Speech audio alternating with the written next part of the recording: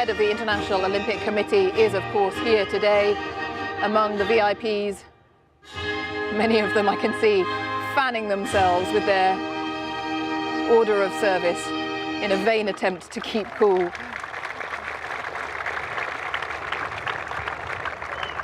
Ανάκρουση εθνικού ύμνου του Ηνωμένου Βασιλείου. Έπαρση σημαίας Ηνωμένου Βασιλείου. National Anthem of the United Kingdom.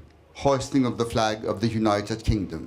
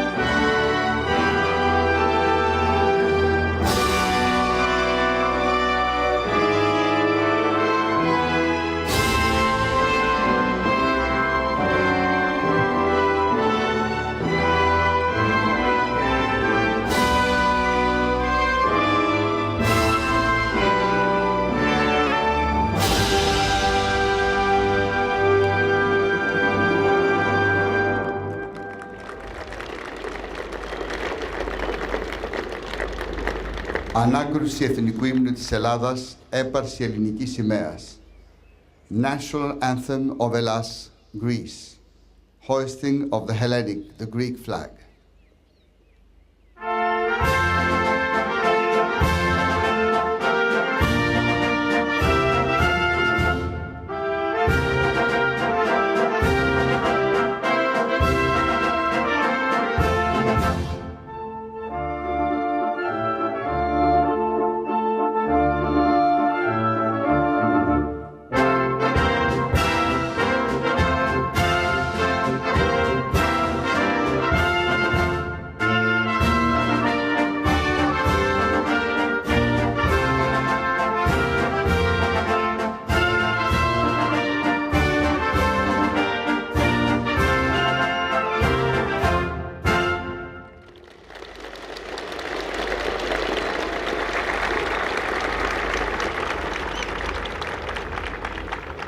Please be seated. Παρακαλώ καθίστε.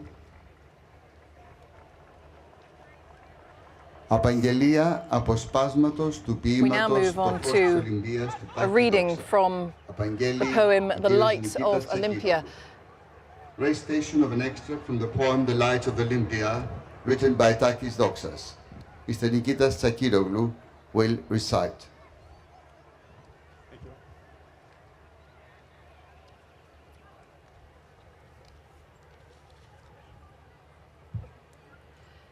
And Nikki, this is the poem we will hear, which is really the call to athletes to come here, isn't it? It's sending out the call.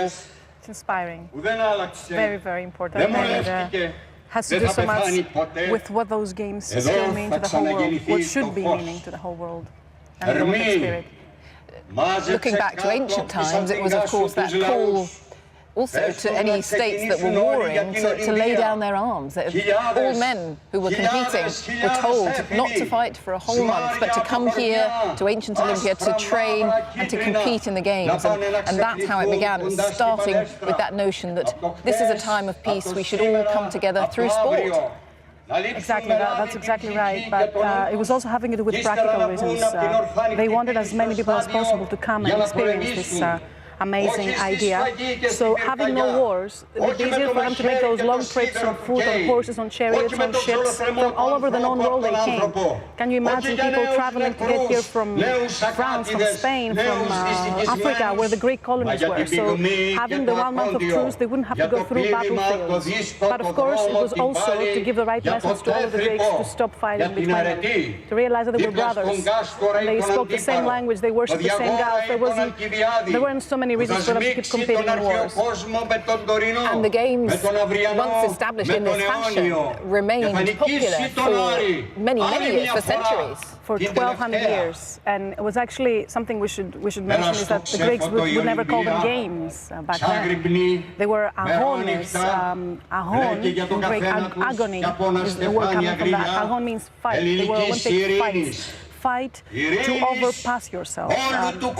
Athlos, which means labor. Those athletes, it comes also from the Greek word athlos, who had to overpass themselves, to show a stronger nature than the human nature, to become semi-gods by coming here and by probably winning in the games if Zeus was approving it.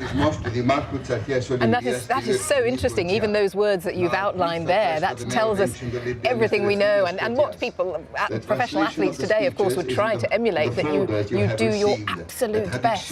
This July and August in London, every athlete from around the world will endeavour to perform to their absolute highest potential on the day. Yes, to cross the limit, to cross your strength, to become something more than a common human. And this was why those athletes were training really hard back at their home cities, but coming here they would have to train all together for 1 more month, and during that 1 month they would prove of the discipline, the respect and the passion they